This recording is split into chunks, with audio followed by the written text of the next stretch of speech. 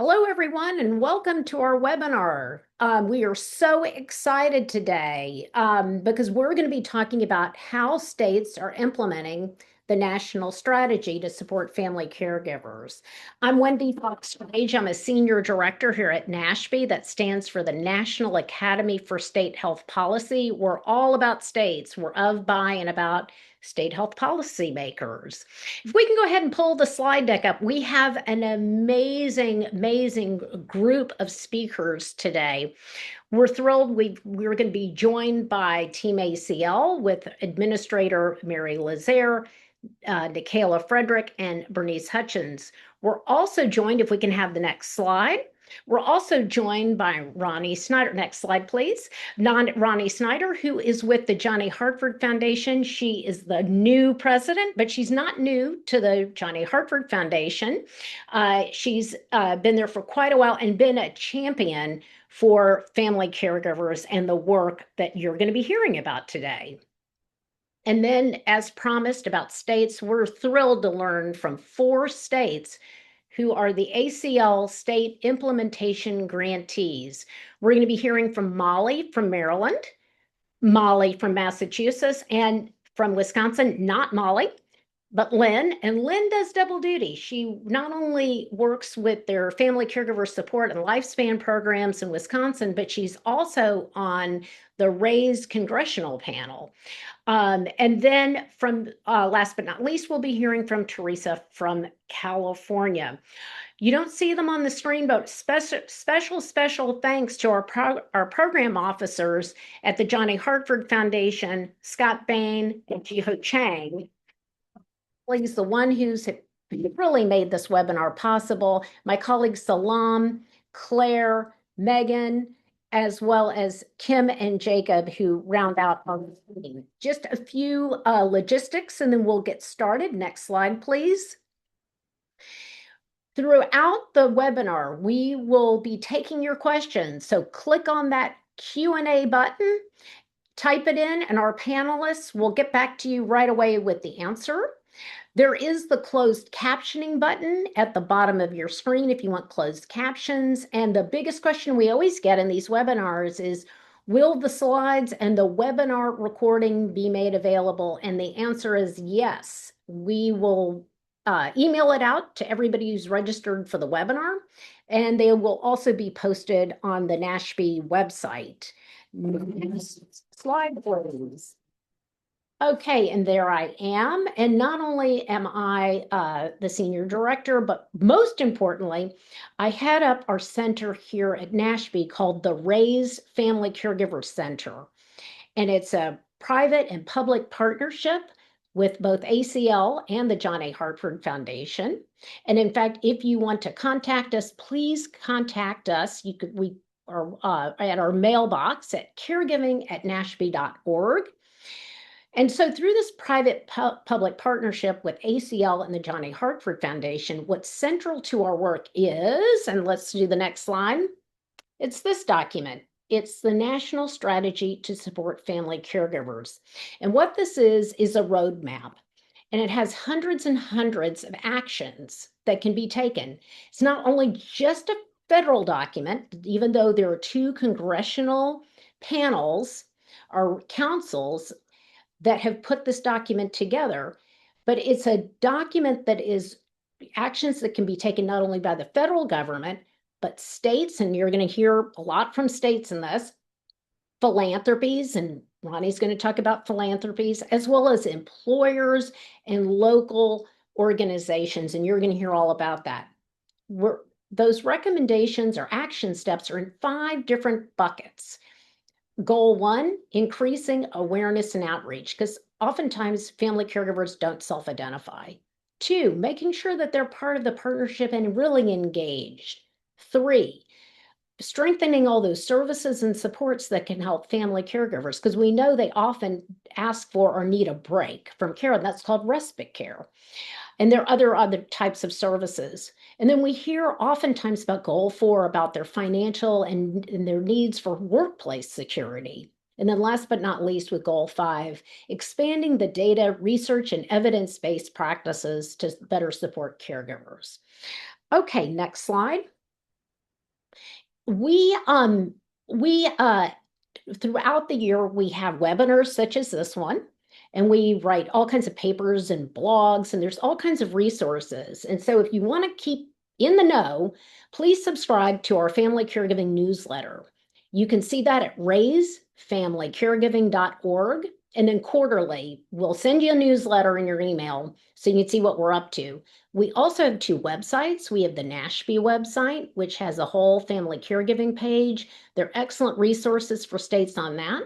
And then we have a separate website called supportcaregiving.org, which is dedicated to implementing the national strategy. And that website has all kinds of resource guides and implementation guides from all those organizations I listed before, from states to localities, employers, and everything in between. And with that, let's go ahead and hear our, our amazing Ronnie Snyder. Ronnie, all yours. Thank you, Wendy. That was a great setup. I really appreciate it. And thank you to the rest of the NASHB team that's working hard behind the scenes, as well as our partners at the Administration for Community Living, ACL, and the fabulous state leaders who are going to be presenting today. And really, I want to acknowledge everyone who has joined us here today to learn about this work and really about what states can do to advance the national strategy. So as Wendy referenced, I'm Ronnie Snyder. I'm the president of the John A. Hartford Foundation. And I'm excited about today's session because there's so much great activity that's happening in the states. We're going to hear from 4 states that are funded by the Administration for Community Living to implement the strategy. And as Wendy just described, that builds on NASHB's Learning Collaborative of 13 states. That's a collaborative that's funded by us and also by partners of ours at the Ralph C. Wilson Jr. Foundation, where we also saw just fantastic progress. So a couple of examples of that are in New Hampshire, we saw them secure new legislative funding for respite and caregiver supports. In Illinois, they started a nursing student-led respite model. And in Kentucky, they've conducted a statewide I Am a Caregiver campaign to identify and to ultimately better be able to serve caregivers. So I would say that together we are blanketing the nation with improved state caregiver policies. Next slide, please. Okay, I'm just going to say a couple of words about our foundation and who we are. We have a mission to improve the care of older adults, as you can see here. And we get at that with these 3 program priorities. That's how we sort of elevate to our mission. They are building age-friendly health systems, supporting family caregivers, what we're here to talk about today, and improving serious illness and end-of-life care. And we really see ourselves, or we try to be, a catalyst for change. And you can't do that in a silo. So really a hallmark of our work is collaboration. And you'll hear a little bit more about that when I get to the next couple of slides. To set this up, I will just note for our family caregiving priority area, the new numbers that came out last year are 63 million adults in the US who regularly provide care to a family member or a friend who needs assistance. And I just want to point out, we've got 4 states represented here today presenting. That number 63 million is larger than the total population of all 4 of those states, California, Maryland, Massachusetts, and Wisconsin. Those 4 states together add up to about 55 million if you're rounding up. So this is not a small subset of our population. This is everywhere we are. With our work to support family caregivers, we aim to improve the ability of health systems and providers to identify and assess and support family caregivers, to raise awareness among policymakers, health systems leaders, other funders, and the public to drive change, and really to create large-scale change in partnership with national efforts. So I think you heard some of those same themes in what Wendy just went over as the goals of the national strategy. Since 2018, our grants have totaled just under $22 million to get to this work. Next slide, please. So Wendy started to reference this. We have had a really strong partnership with the Administration for Community Living, well, for a long time, but certainly since the Raise Family Caregivers Act was signed into law in 2018. that timing really formally began the project that Wendy referenced 1 year later with our first of several grants to support the RAISE advisory councils and work. So, in conjunction with our friends at ACL, we funded NASHB to become a resource, a dissemination, and a technical assistance center that ultimately was designed to inform the development of the strategy and now its implementation. So the three of us coordinate really closely and we work to bring a variety of resources, some of which Wendy just pointed out, that can catalyze action. Next slide, please. Okay, we have also, since the strategy came out, aligned our family caregiving grant making with the national strategy goals as well. So I am seeing something slightly different here than what I am seeing on the screen. That's okay. I'm going to give you a couple of examples of the work that we have done to align with the goals. So those include, gosh, goal 2. We made a grant around to Rush University for their Caring for Caregivers grants. Goal 3, we have funded the Diverse Elders Coalition, which launched the Caring for Those Who Care training program, which matches with Goal 3. And then we have two examples here that match with Goal 5. So they include the recent National Alliance for Caregiving and AARP Caregiving in the US from last year, where that $63 million number, the 63 million number came from, as well as a new grant that's just underway to the U.S. Conference of Mayors to survey what's happening around caregiving in individual cities so that we can expand evidence and data and understand and ultimately bring action to programs that exist. Next slide, please. Okay, thank you. So I want to note that there are dozens of foundations across the country that are engaged in supporting family caregivers. We all fund differently. We, the Johnny Hartford Foundation, are a national funder. However, some of our partners are state-based or regionally based. And nevertheless, we come together in what we call kind of our professional home, which is Grantmakers in Aging, where there is a robust and an active family caregiving funders community.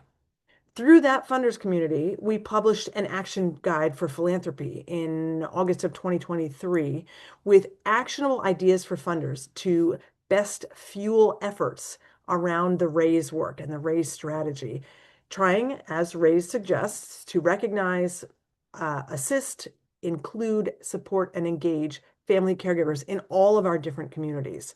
So there are a variety of ways that that can happen. Some examples include multi-sector plan for aging in different states. Those are cross-sector plans for supporting states' growing aging populations. Right now, there are about 12 states that are already implementing, with 20 more in process. And these are a ripe opportunity to include and embed the care of support for and resources for family caregivers in the multi-sector plans for aging. Next slide, please. All right, so I'm going to end here, and I want to really end with a note about how pleased we at the John A. Hartford Foundation are that the appropriations bill that was passed this Tuesday included some modest increases in funding for family caregiver programs. We know that a lot of investments are needed at every single level, and we feel like this is an important step. So I want to thank again the presenting states that are about to come after and everybody who's here today. And right now, I'm going to turn it back to Wendy. Thank you.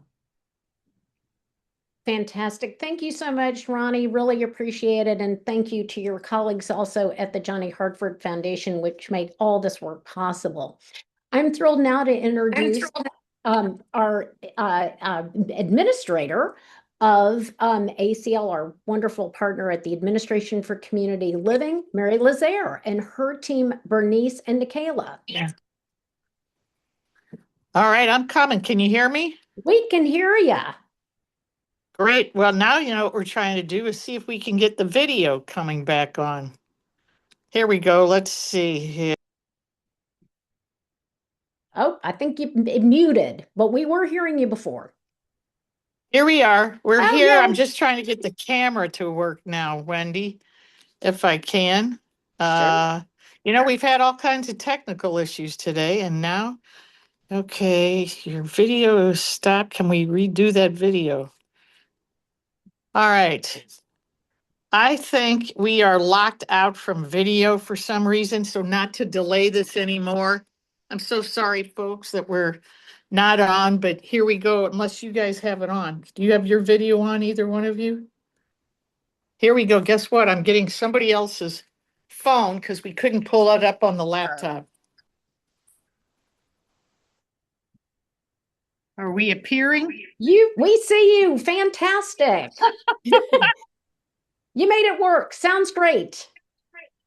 All right, and you can hear me okay. We can. Oh my God, what a great day that you can, well, I don't know if it's good you can see me, but I would like you to be able to hear me. And I'll tell you what, I know this technology did this to me on purpose.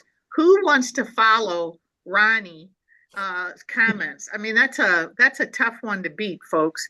So Ronnie, you know what? We love you. So glad you are in the CEO role, and thank you for being present. And your Zoom link worked way before ours, so you just took the charge and went on. So thank you so much, and thank you for not only being a great partner, but a great strategist and a great leader in so many ways. So I don't want to take too much time. I'm going to welcome you, even though Ronnie has already done a better job of that than I'm going to do. But I want to acknowledge all of the work, not only of those of you in the audience, but those here at ACL, our partners like John A. Hartford, all the organizations. I can't even name them all. There's so many that are in this realm of work on caregiving. As you know, or hopefully you know, I'm going to make sure you know right now that caregiving, caregivers, that whole umbrella and world of work is ACL's #1 priority. We are so committed to this, and we know without caregivers, without direct care workers, direct support personnel, paid, unpaid, the family, the kinship, the friends, the neighbors, all of those who help to caregive, they are the bedrock, and we've heard that word many times as well. They're the bedrock. They're the largest group of caregivers of care support in this country, and we salute every one of you. And so I want to take this opportunity to thank all of the states and all the work that you are doing to coordinate together. And Wendy Fox Grage is just a force of nature, in helping to bring this all about to the states, working with the states, and just catalyzing a lot of this work. ACL loves to be a part of this, but we're the funder and hopefully a catalyzer as well. But Wendy lights that fire for us and brings this to the states. And then you all definitely get to work brainstorming, spending time collaborating with partners within your states, collaborating with each other.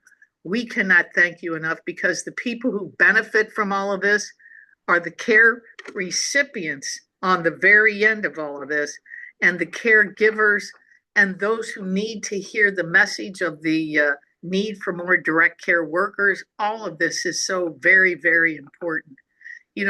As I heard Ronnie reference the 63 million. That's a number we all just keep repeating and repeating, because 63 million is a huge, phenomenal number. It's hard to picture, other than Medicare beneficiaries, what's another group has an astounding number in that group, and 63 million is an astounding number. We want to share with you that the updated national strategy is also a priority of ours, is pushing that, highlighting that, bringing that to the forefront of everyone's attention: caregivers, care recipients, those on the Hill, people within federal government, and all that we can, because it's an important message. We definitely appreciate the funding that we have received from Congress, and the bill that came out, if you had the opportunity to see the summary of that bill, additional funding was given to us from folks on the Hill that addresses caregiving. So do not give up on your messaging, because it is definitely paying off and people are realizing. Anytime I go into a room and I ask, how many of you are caregivers? That room is almost 100%. The hands are raised. People are caregivers. It's something that everybody has some familiarity with. So we know it's such a huge issue. And our role is certainly to not only stand up those councils, RAISE and SGRG, but as well as to highlight and make sure that that message is getting out. In particular, what I just want to mention today is the AI Caregiver Challenge that is being announced and launched today from ACL. So this is perfect timing. Wendy, thanks for scheduling this great convening today, because it's also an opportunity for me to highlight that this AI challenge on caregiving is an opportunity for us to address those issues that I've just mentioned and that Ronnie highlighted as well. And those issues are direct care workers, direct support personnel. We have a tremendous need for more. And the caregivers, the families, et cetera, who are out there working, as well as paid caregivers, they need supports to help them manage the stress, the strain, and the gift, and sometimes those gifts take work, the gift of love and caregiving to care recipients.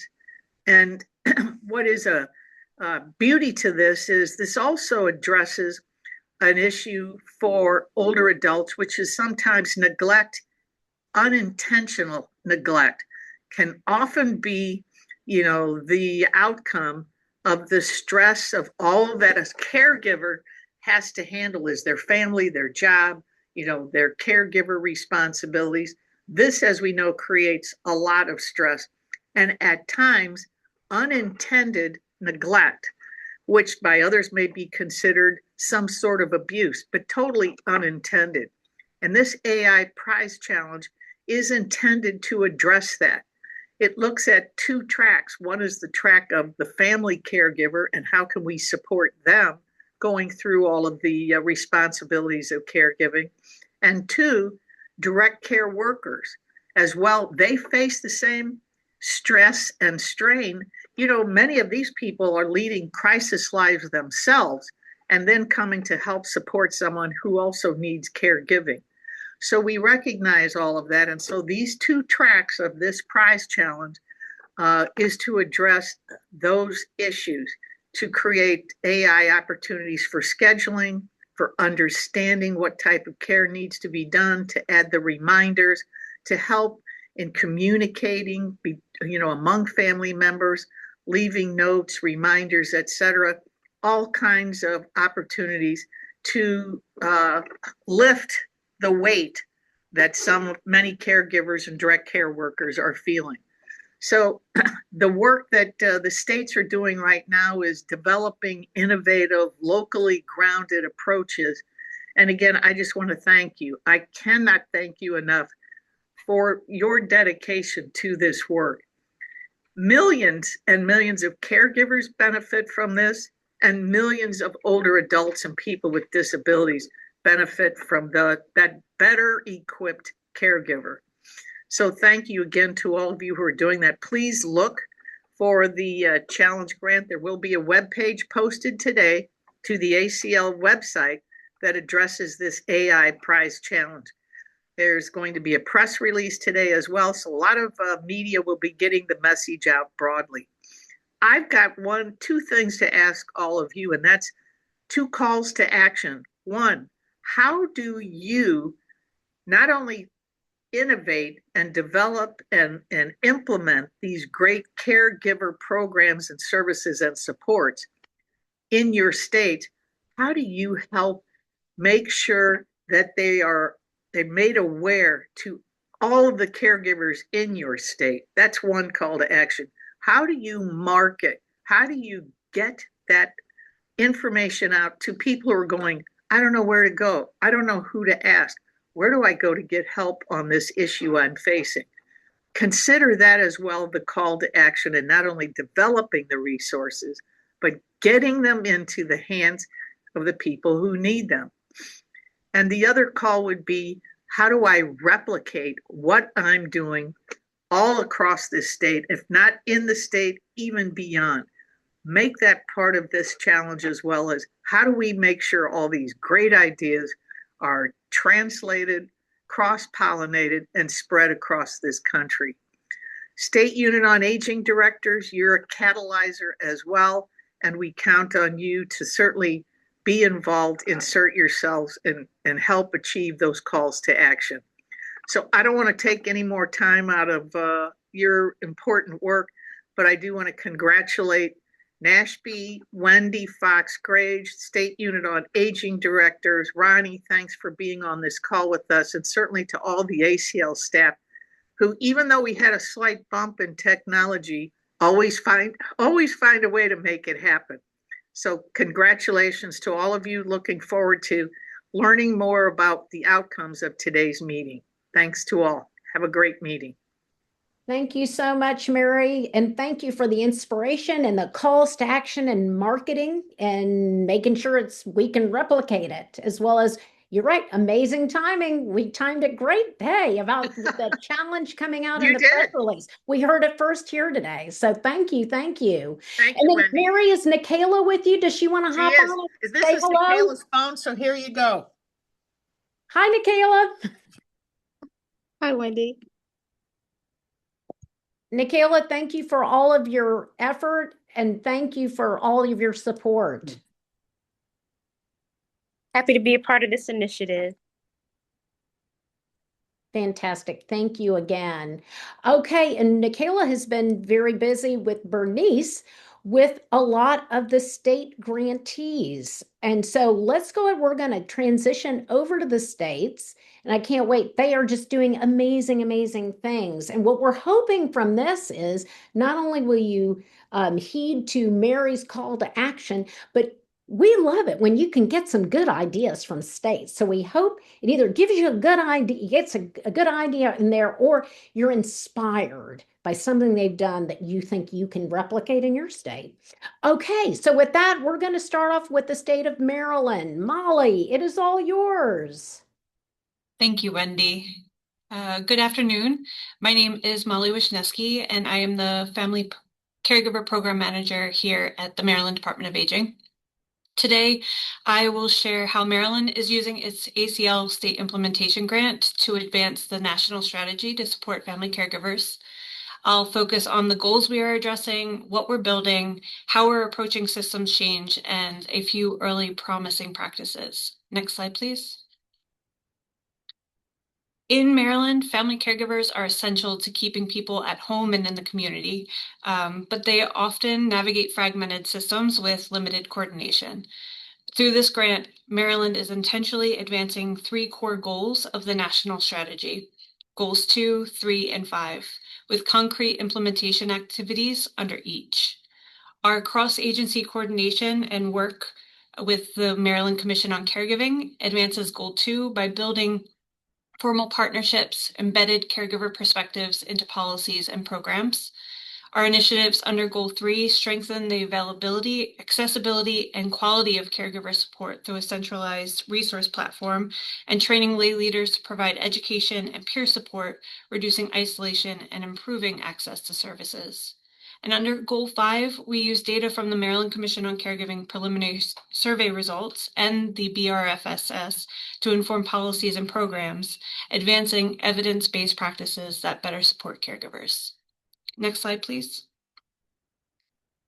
Time really does fly. We're now in year 2 of implementation, an exciting stage where everything is really starting to take shape. One of the first goals of our grant work plan was to partner with the Maryland Commission on Caregiving. Over the past year, the Commission has accomplished a great deal, including expanding its membership and establishing 2 subcommittees to guide its legislative and programmatic work. This partnership strengthened alignment between the Commission's priorities and our grant activities, ensuring that caregiver voices and data directly informed both policy development and program implementation. MDOA has also launched the Respite Ambassador Training Program, which brings together professionals across the Aging Network, the Department of Health, and the Department of Disabilities.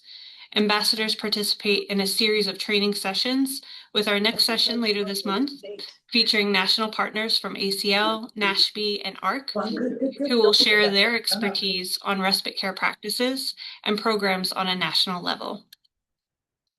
Our 10 strategic caregiver training sessions are now underway through our partnership with the Living Well Center for Excellence, and all sessions are at full capacity. The Johns Hopkins Memory Care Family Checklist, which is a free 15-minute online tool designed for caregivers of individuals with dementia or cognitive challenges, has officially launched, providing a centralized resource for caregivers, and we're very excited to now be able to provide this type of support for caregivers. And finally, next week, we will onboard our focus group analyst, Ellen, through a paid internship. She will be conducting focus groups across the state with older relative caregivers to better understand barriers to access and caregiver needs, helping us shape future programs and supports. Next slide, please.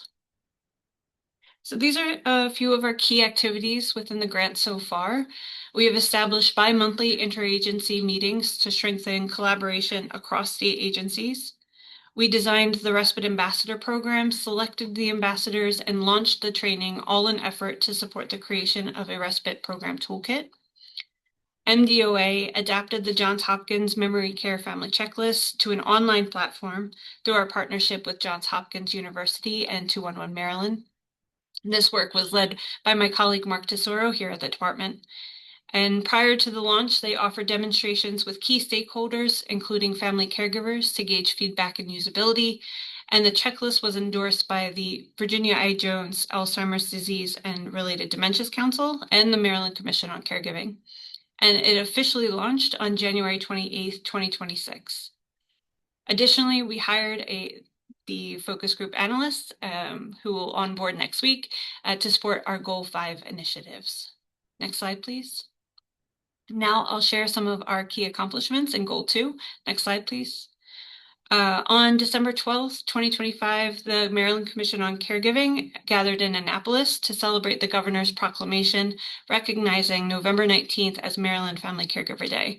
This event highlights the Commission's mission to be a strong, unified voice for Maryland caregivers across the lifespan and ensure caregivers are seen, heard, and supported.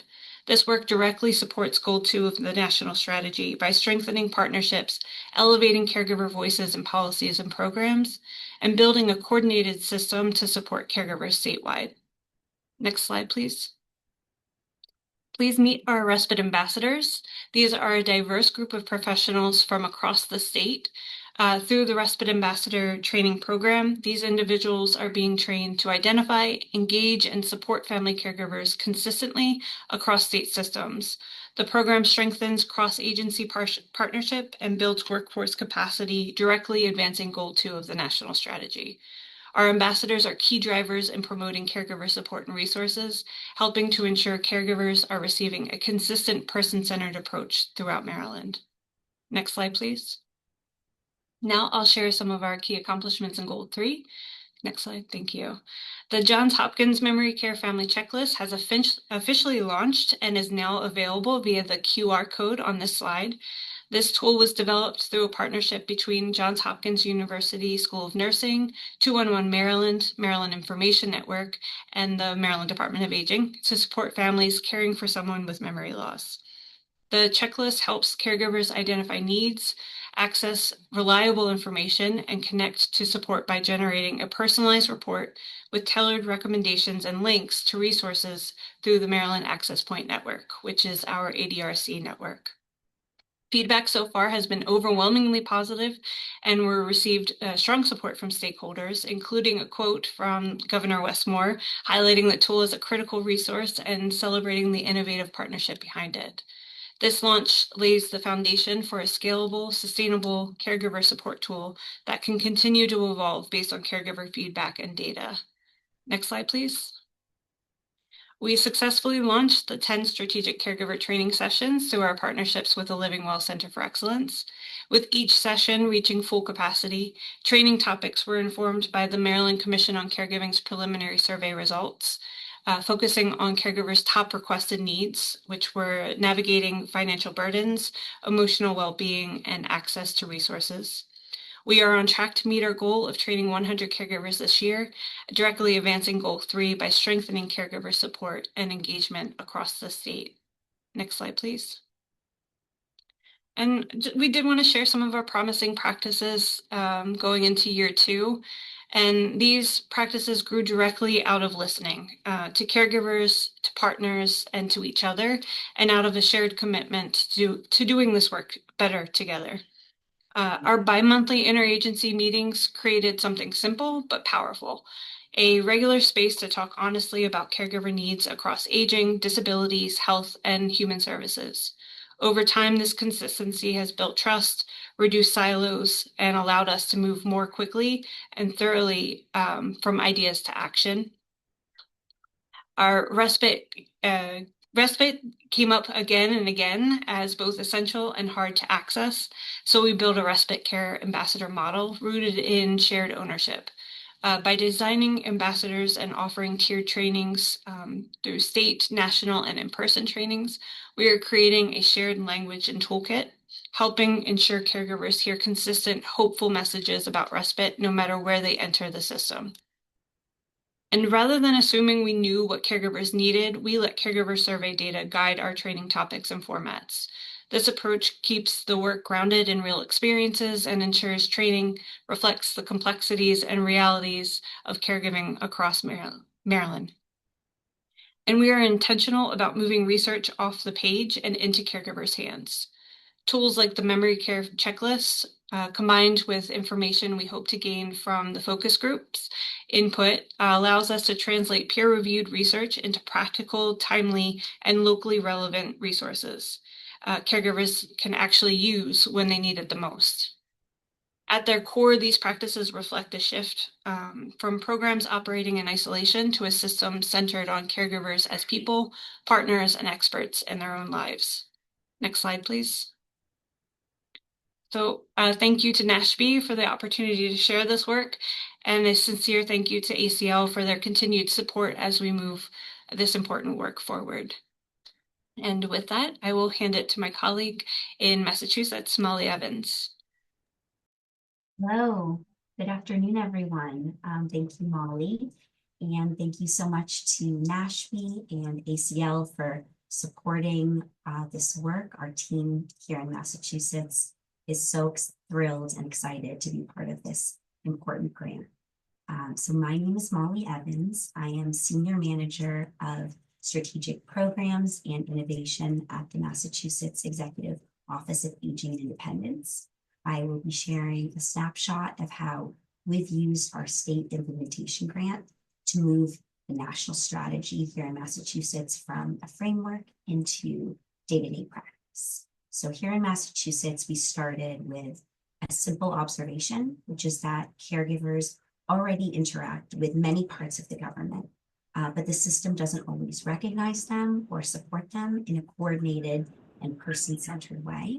So our grant was formed in response to this and focused on 4 objectives that span system alignment, direct caregiver support, access to information, and data to inform policy change. Next slide, please. Oh, and next slide, please. Thank you.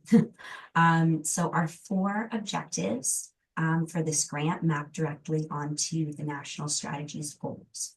First, we assembled a cross-agency work group that across health and human service agencies. Our second objective that we supported, and in the next year will evaluate replicable caregiver interventions through a caregiver innovation grant program, which has been underway for just about 5 months now. Our third objective was to strengthen caregivers' access to information through an accessible statewide resource guide. And fourth, we set out to use data, including the Behavioral Risk Factor Surveillance System, or BRIFIS, caregiver module, to inform future policy decisions. I'll now walk through each of these objectives briefly. Next slide, please. So now I'm going to talk about our first objective, which was to assemble this cross-agency work group. This was because Caregiving really touches nearly every area of state government, as you all know, but is rarely addressed in a coordinated way.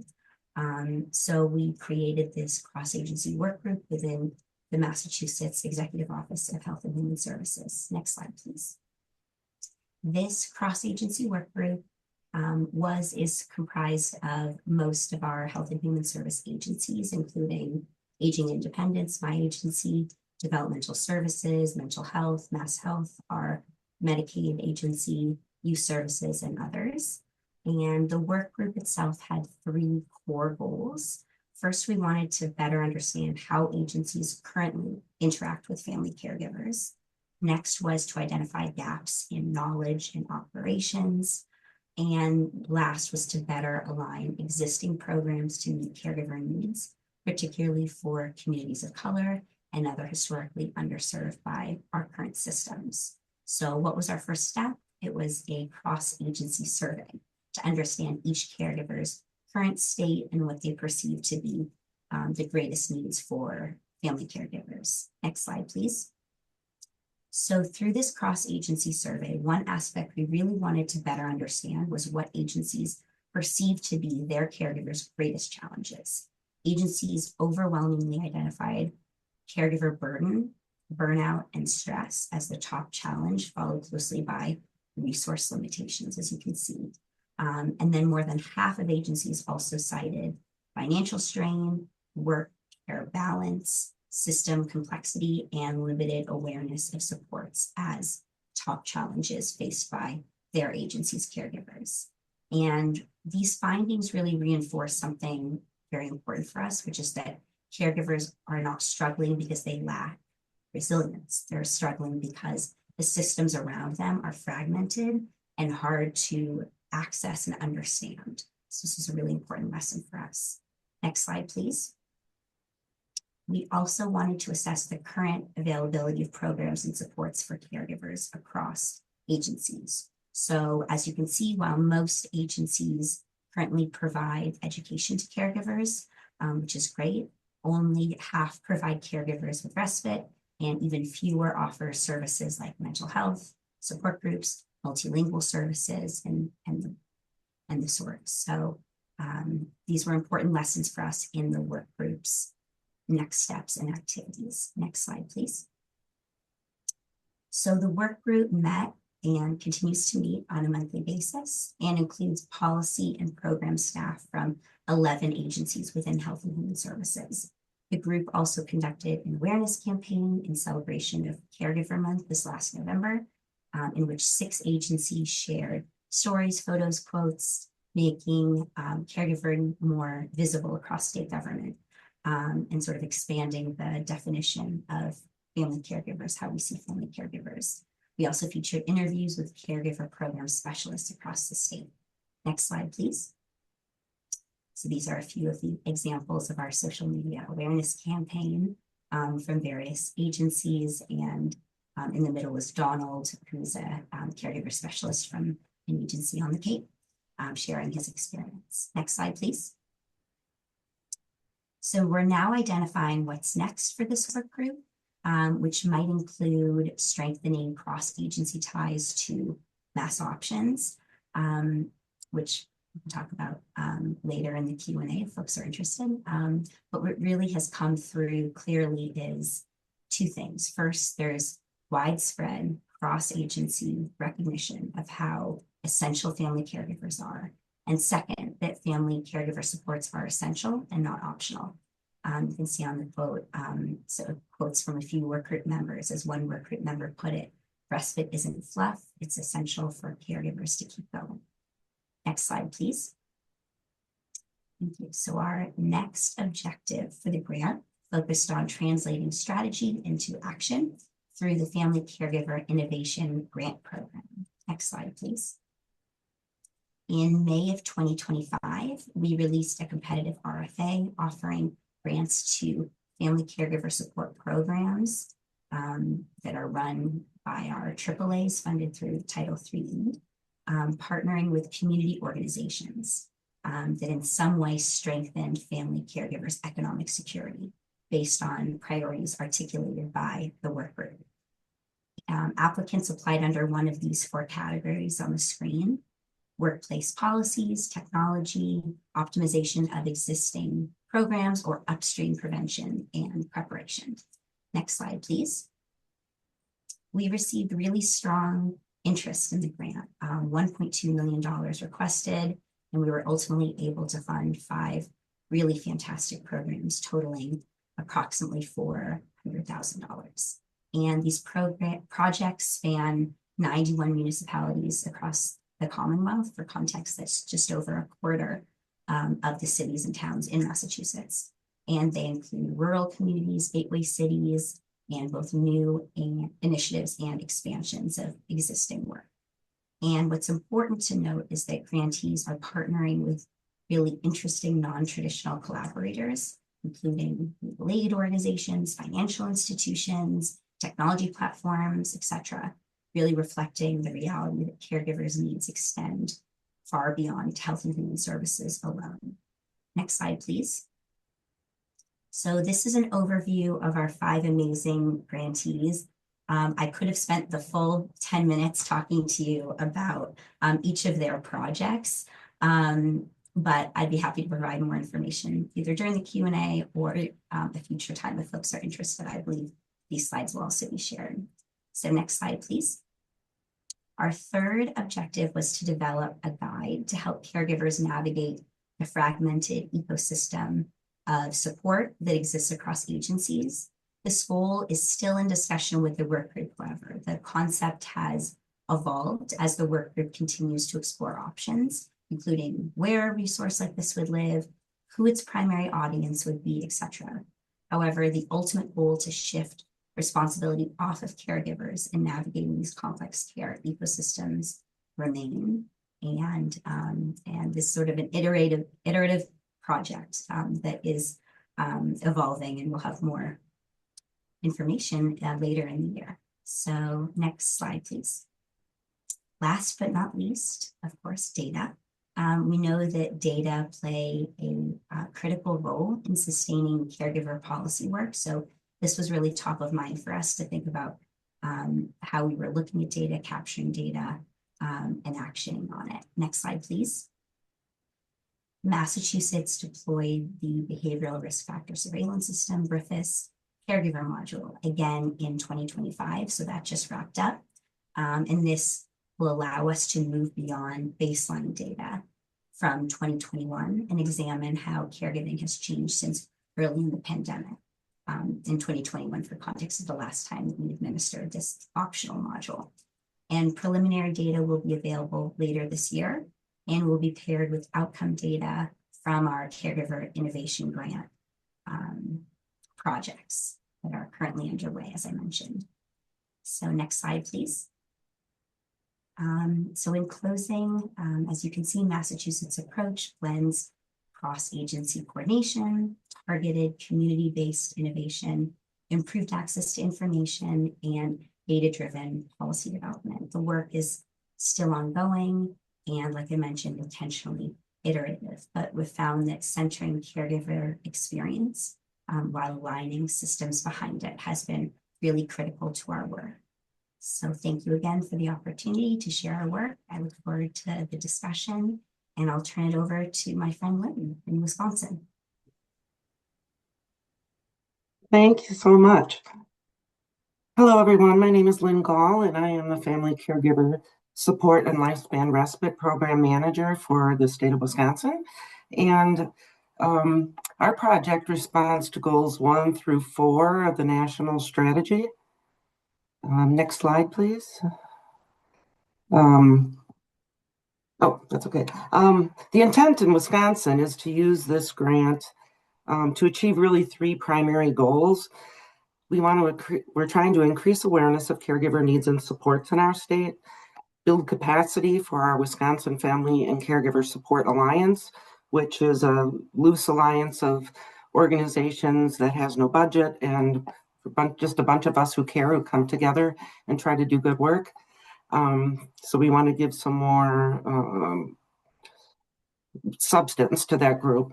And number 3, to increase the programs and services available to all family caregivers with a special emphasis on engaging employers as partners in supporting working family caregivers and reaching out to new underserved populations.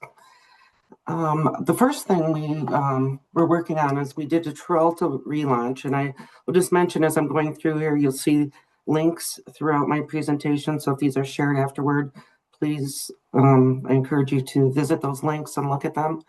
Trelta is an online family caregiver learning platform, which is available to anybody in the state. Anybody who's in Wisconsin can sign up for a free account thanks to this grant and get 24/7 access to information about it could be how to take care of somebody. If they just have questions about a disease, there are webinars on there, there are support groups, and it's just a wonderful resource to be able to have.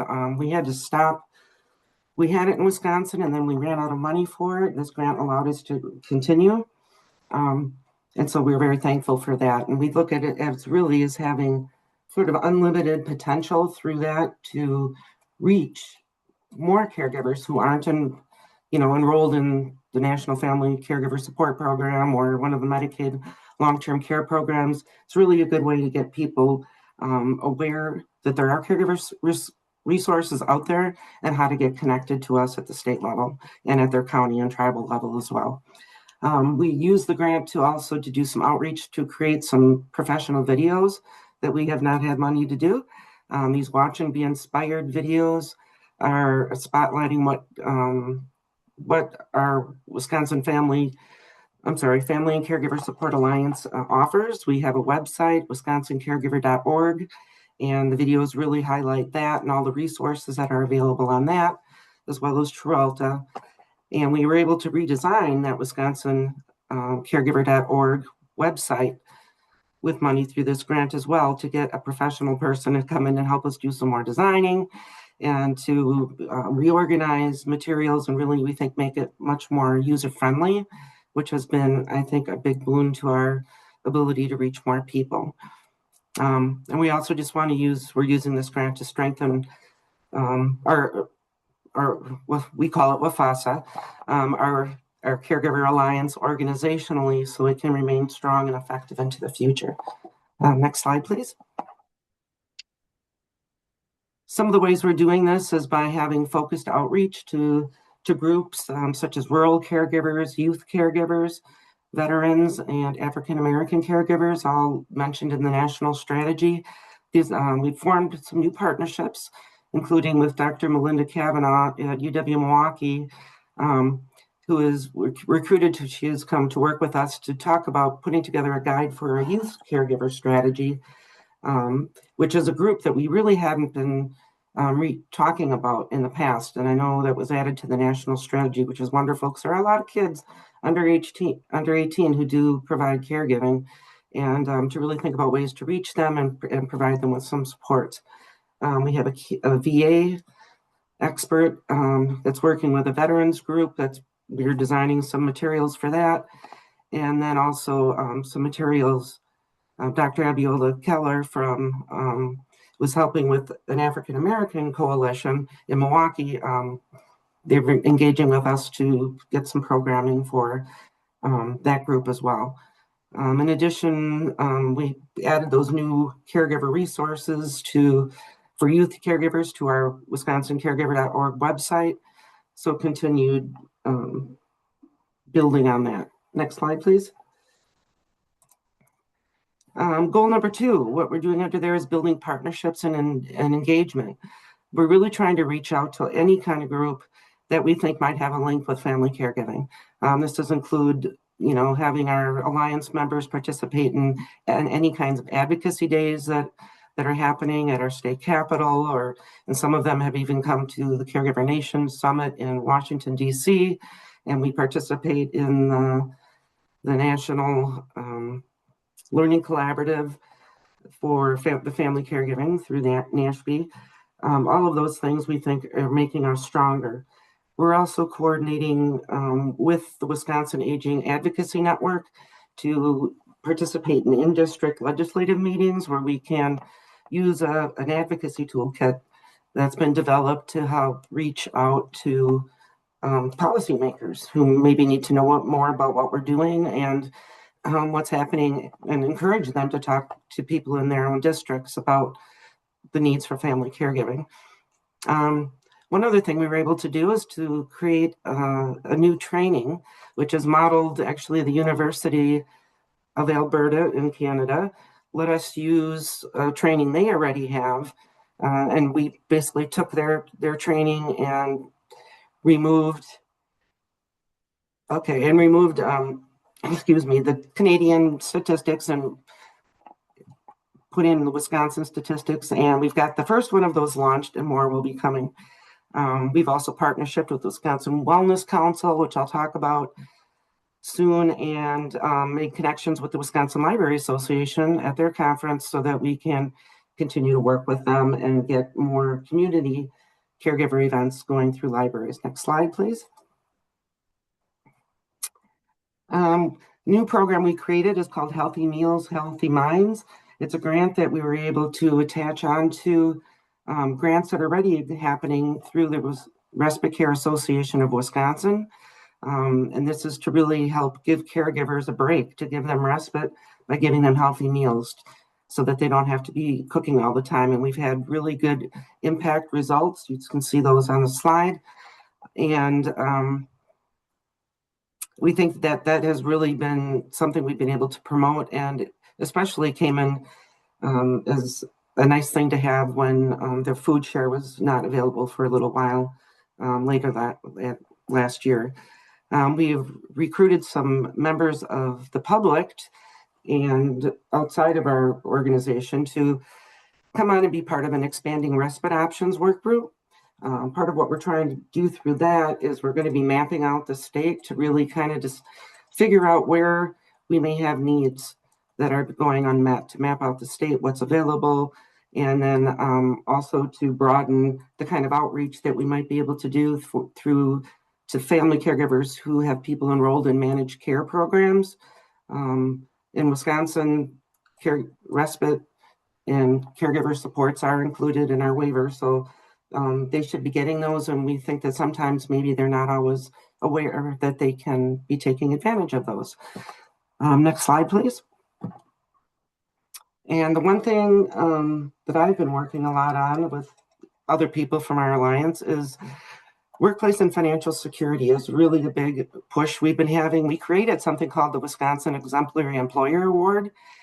We did this in conjunction with our Department of Workforce Development, who helped us reach out to about 20,000 employers in our state for this first round to ask them to nominate themselves. So it could be either a company nominating themselves for the award, or it could be a working caregiver who says, my boss is great. And we just love the things, how they've let us, supported me in this role when I was needing to keep my job during this difficult time. So we interviewed employers, and you can see on the next slide, you can see our winners. If you can, there we go, they're our first winners. And they were very thrilled to have it. And I have to say, this was really a rewarding program that we are going to continue into the future. So we'll be having this again next year. And the last slide, I believe there's one more slide.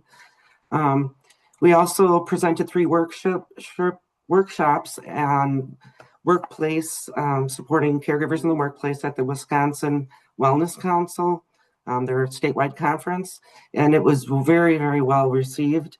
Had some people even come in and say, hey, I came in here by accident, and this was the best discussion in the whole conference because it was just something that hit home with everybody and isn't often talked about, and people really like going home with a plan that they could work on to start doing things in their workplace to support family caregivers. So all in all, it's been a great, and we're continuing to have more presentations. I believe that was my last slide, correct? Okay, on to California. Thank you, everyone.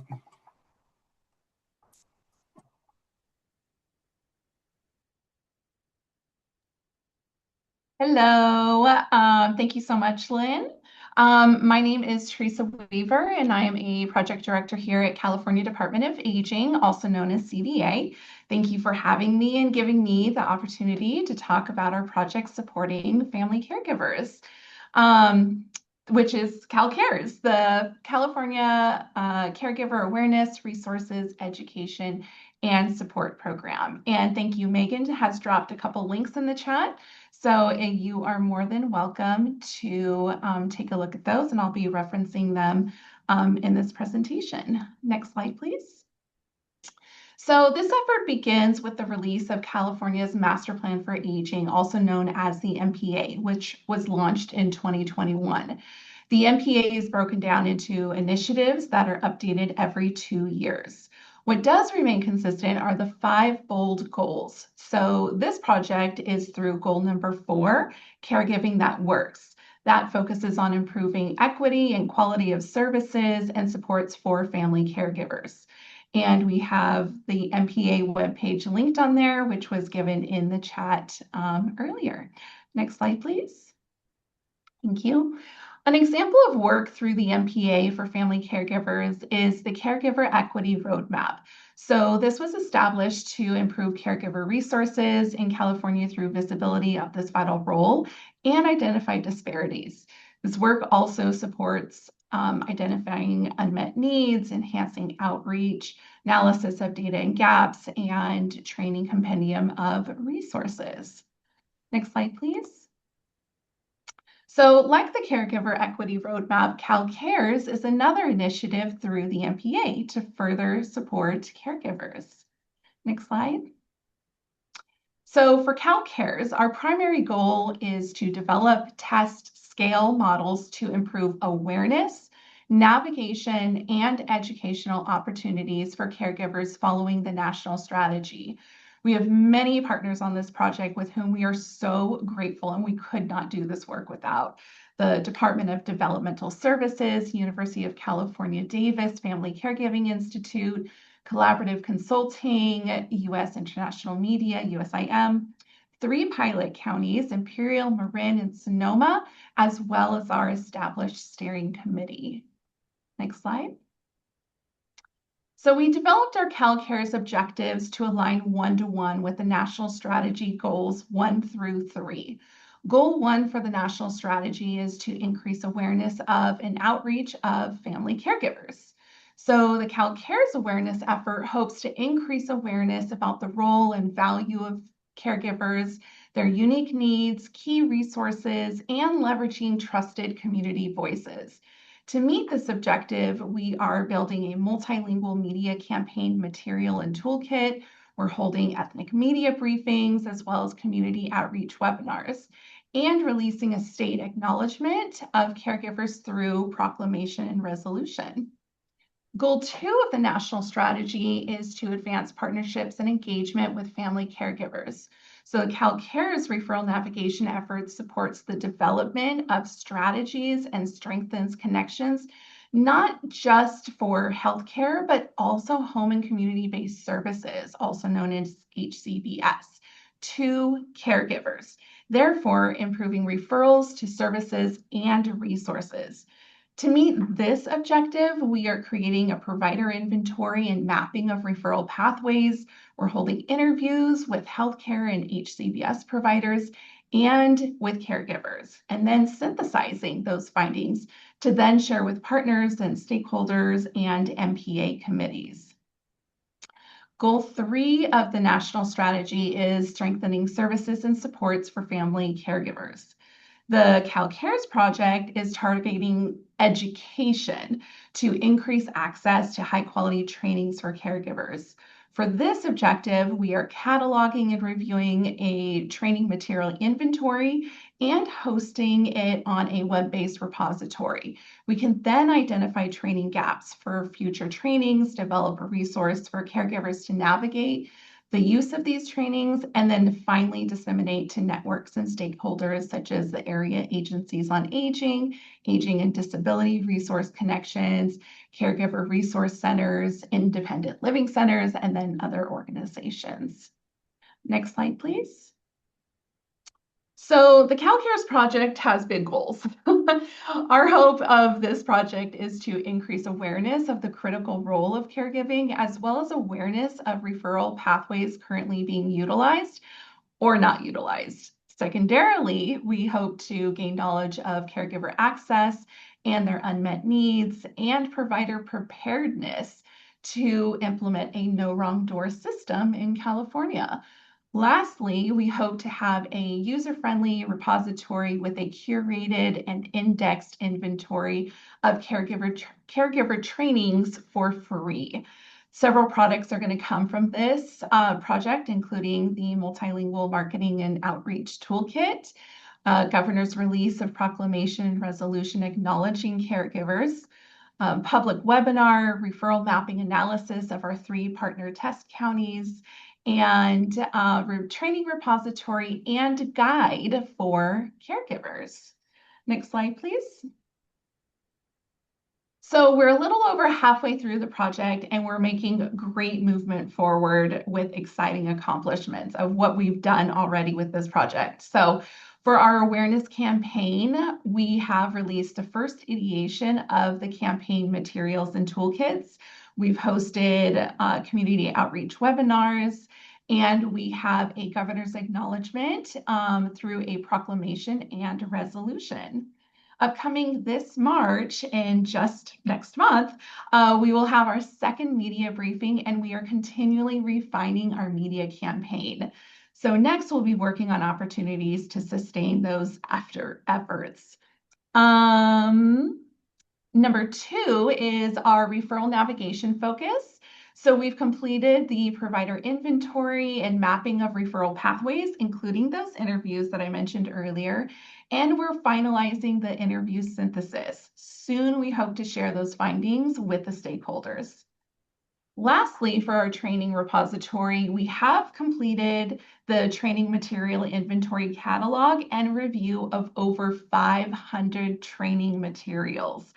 Right now, our expert panel is evaluating and rating these trainings, and we're simultaneously working on developing a resource guide and identifying the public platform to host these trainings for free.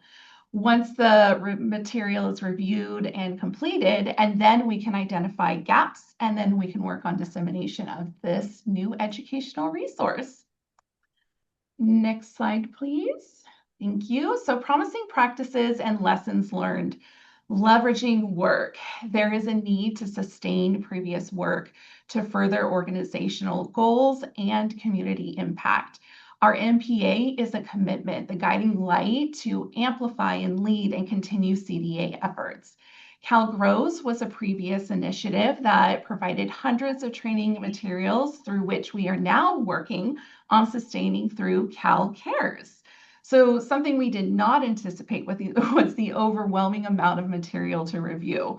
So make sure you're gauging your workload and team capacity, and then just adjust accordingly. So our second promising practice is ensuring stakeholder engagement. Impactful feedback and dissemination of materials is key to success. Special recognition to our CalCares committee that includes representation of caregivers, self-advocates, IDD and Aging State Alliance Team, Equity Committee on Aging and Disability, Alzheimer's Disease and Related Disorders Advisory Committee, Disability and Aging Community Living Advisory Committee, the CALS Connect Steering Committee, the Aging and Disability Resource Connections Advisory Committee, the Elder and Disability Justice Coordinating Council, the MPA Foundation Partners, Indian Health Council, and a local Aging and Disability Action Planning Committee. So we realize that contracted and committee partners will have staffing turnover and potentially change in organizational structure. The work must continue while searching for replacements. Don't let it stall your entire project, and find replacements to continue engagement with all these different communities. Capitalize and make the most of the dedicated time you have together. The last that I'm going to go through as quickly as possible is the caregiver interview session. So increasing engagement by tailoring interview opportunities based on caregiver needs. So we offered virtual sessions. We had trusted community organization recruitment from the area agencies on aging, and provided monetary stipends to caregiver participants. A lesson we did learn, though, was even with these tailored opportunities to participate in the interviews, we still must meet caregivers where they are, including language, technology skill, and comfort, and pivot even more as needed to increase engagement specific to their community, location, and their skill. And last slide, please. Thank you. So for more information, you can email Master Plan for Aging is the engage@aging.ca.gov. And for CalCares project, you can email me directly at calcares@aging.ca.gov. Thank you so much. And I'm going to hand it back to Wendy. Great. Thank you so much, Teresa and Molly and Lynn. Oh my gosh, you guys are amazing. That is such incredible progress and really in a relatively short period of time. I'm going to now go to Bernice and Nicaila from ACL. You've got to be thrilled just hearing this from your state grantees. Absolutely. Thank you. So at this point, we've heard the background of the national strategy, the high-level view of it, and the specific work of the state implementation grantees. Now I'm going to give an overview of the initiatives of the strategy. There are 2 ACL grant opportunities that have blossomed out of the strategy. Grant opportunity number 1 is the National Caregiver Support Collaborative and its Technical Assistance and Coordinating Center, in which there's 1 grantee for each of the 5 goals of the strategy.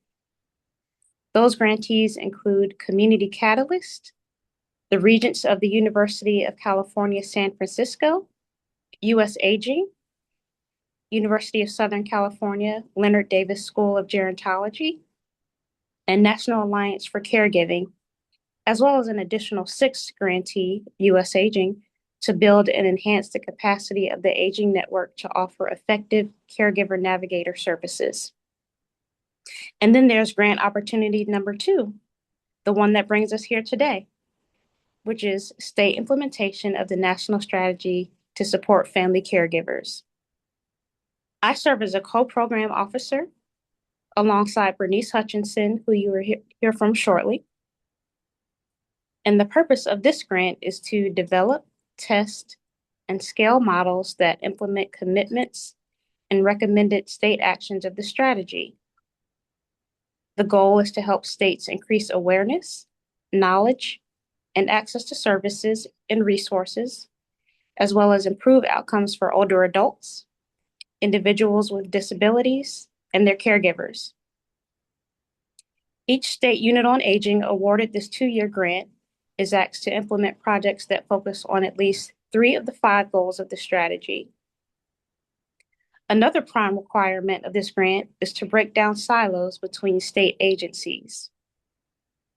As a result, the state units on aging are required to collaborate with their state developmental disabilities agency and at least 1 additional state agency, such as state Medicaid, public health, mental health, education, transportation, child welfare, labor, or state universities, for example. The first cohort of grantees who you heard from today, California, Maryland, Massachusetts, and Wisconsin, was selected in fall of 2024 and will close out in fall of 2026.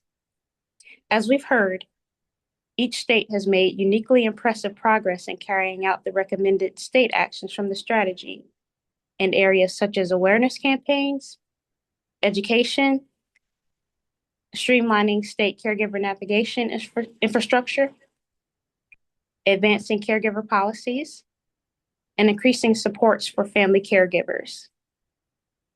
A year and a quarter into their projects, the state implementation grantees have taken great care to lay a strong foundation for potential positive outcomes and promising models for other states to follow when all is said and done. I will now pass it to my colleague, Bernice Hutchinson, for a systems level view of how state implementation is making a difference so far. Thank you.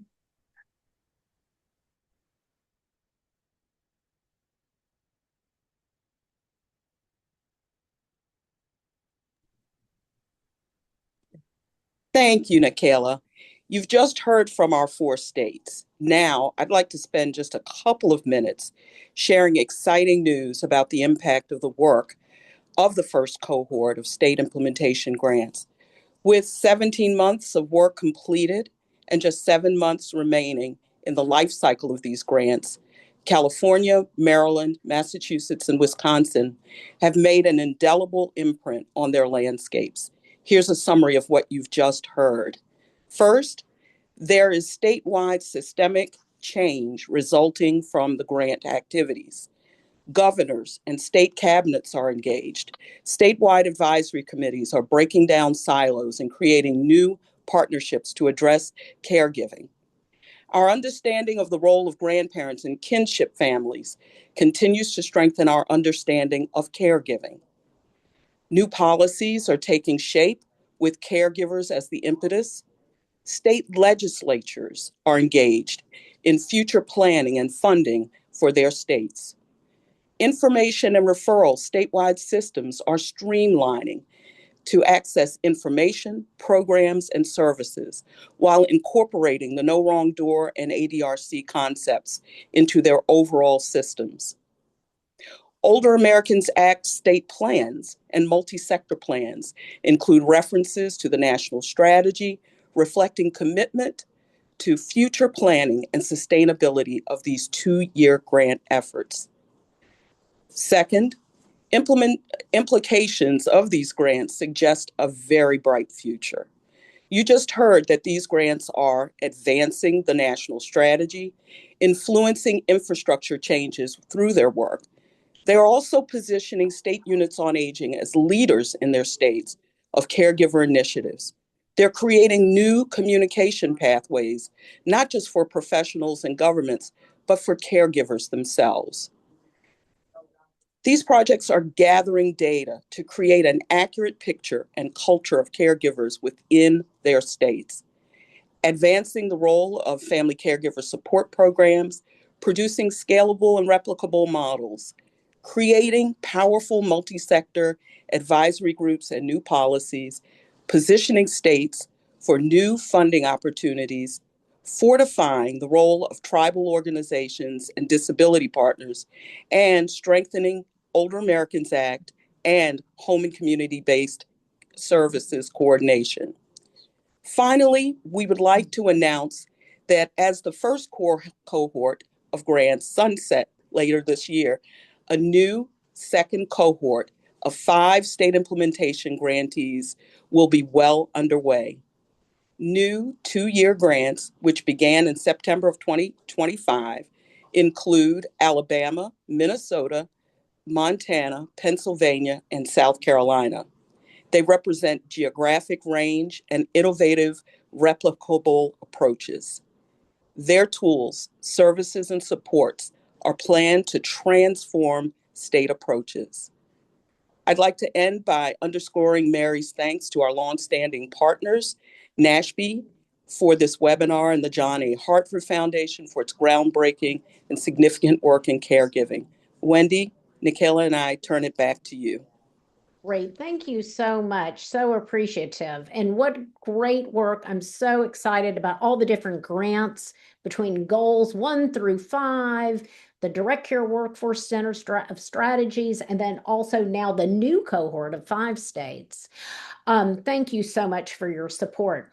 We have had a pretty active Q&A button, so I'm going to try to do my best at the end. I'm going to direct these questions to our state speakers, and I'm going to kind of lump them together. So in the interest of time, we can get to as many as we can. If the state speakers can all come back on camera. So you can see from the questions of how expansive, how many different groups of people your efforts affect. We received a couple of questions about kinship caregiving, and if your states and initiatives involve kinship caregivers. And Massachusetts and California, you both each had separate questions. We had a question to start off around, are your states serving and your initiatives serving military and veteran family caregivers? Lynn from Wisconsin, I know you've got some information there. And then volunteerism, the importance and the need, quantification, forecasting, and the need for volunteers. And I know Molly from Maryland, you also are very engaged with your volunteers. So why don't we deal with the kinship caregiving one first? Teresa and Molly, thoughts on that? Yeah, so we did the trainings that we have received to host. There are a lot of different topics and trainings, but we're not 100% sure what is going to be made available until we do a final review, because those trainings were created by organizations across California, which is incredible because they cover such a great vast amount of different communities and people who are identified as caregivers. So once we do a review of those trainings and then do a rating, then from there we'll be able to select the highest rating to continue. The topics of those trainings range everywhere from activities of daily living, assisting with medication, body mechanics, communication, crisis prevention, documentation, nutrition, and legal, and then also trainings available to support caregivers as caregivers. So such as like managing stress, and then, other cultural aspects of care as well. And then also included are patient conditions such as dementia, COPD, depression. But again, those are just the trainings that we have. What will come out of that, we are not quite sure, but we want to capture as many family caregivers as possible to benefit from these. Thank you. And Molly Evans, kinship caregivers. Absolute. So the person who had asked the question had asked about our, working with the Department of Children and Families, and they absolutely have a seat at the table. And something that, we have learned through this work is that to family caregivers, there's no distinction between agencies, there's just support. And so there really needs to be greater communication between the programs and the agencies, and greater awareness of what everyone is doing so that our front door is seamless and they're not navigating multiple different front doors. I had mentioned the survey that we had sent out to the cross-agency work group members. One of the other interesting findings was that less than half of the agencies said that their own internal colleagues knew about their caregiver supports, and less than a quarter said they thought other sister agency staff knew about their support. So it just demonstrated to us we have work to do, but absolutely that conversation about kinship care is very much a part of the work that we're doing. And I think that that's what's been so exciting about our learning collaborative. We've been involved working closely with your state and others on this call, 13 states. And that's what's been so fun, is really the interstate agency collaboration. Thanks so much for that. Okay, let's move on to military and veteran family caregivers. Lynn, thoughts? Yes, thanks. Yeah, in Wisconsin, it's probably the same for many of you. A lot of the caregivers for veterans, they'll go to the VA. I mean, they really rely on the VA for most things, but they can also get supports through our counties and tribes. And for the state of Wisconsin, we have a Department of Veterans Affairs. So we're trying to really make those connections to make sure that everybody knows everything that's out there, and for us to understand from, say, the VA, how best to reach people and their caregivers. Some people are more comfortable than others in reaching out, and that's where I think things like Tralta that I was talking about during an online resource where maybe you don't have to go in, but you can still get information.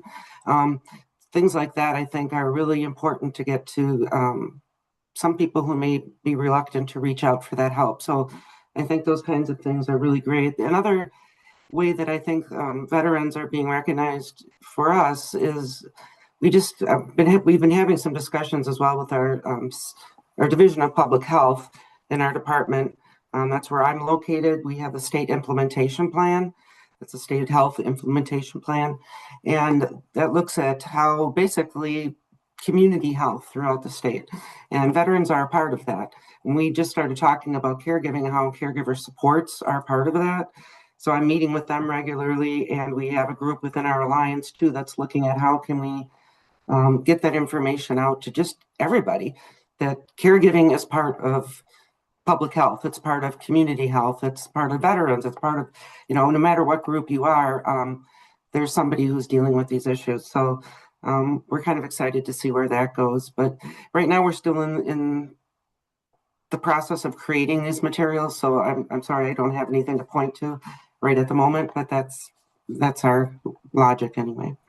Well, what's nice is we'll just have to follow up with all of you all at the end of the grant. Once you've developed all of these things, the training and the materials, and then we'll just send it out to all the other states to replicate, which was Mary's second, call to action. Thank you so much, Lynn. Okay, Molly W. Volunteerism. What's Maryland doing with volunteers? Yeah, absolutely. So, volunteers, in terms of actively recruiting volunteers, we don't have within our project. But I will say that the majority of the work that we are doing within the state implementation grant requires volunteerism. So our ambassadors are within the Aging Network. They're working with our partner agencies, and they're volunteering their time in this space to go through this ambassador training with us, which is huge. It's an intensive training. It's launched in November, and our trainings will take us through the end of March, and then we'll continue to meet monthly after that as a cohort. So they are investing their time in this, and that I think is really important to be the first of the cohorts. We require that volunteerism to take back into their day-to-day and actively work on it. I'll say the commission is a volunteer-based commission as well. So a lot of the work that we're doing in that space, whether it be work groups or subcommittees, or just our normal monthly cadence, these are all people that are volunteering their time to ensure that the mission of the commission is being upheld. And I think that's a really important note here as well. But yeah, I mean, we're seeing volunteering in all aspects of this grant. That's great.